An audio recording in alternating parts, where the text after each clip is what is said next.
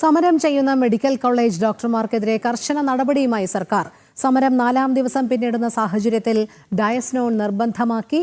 സമരം ചെയ്യുന്നവരുടെ പട്ടിക നൽകാനും മെഡിക്കൽ വിദ്യാഭ്യാസ ഡയറക്ടർക്ക് ആരോഗ്യവകുപ്പ് നിർദ്ദേശം നൽകി.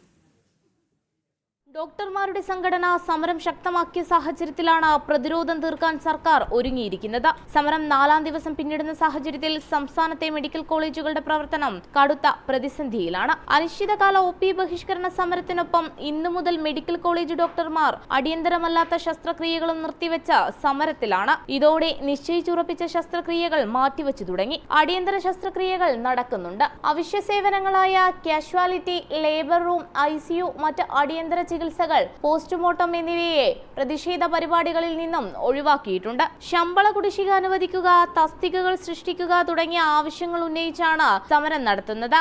KGMCA സെക്രട്ടേറിയറ്റിനു മുന്നിൽ ഇന്ന് ധർണയും സംഘടിപ്പിച്ചു.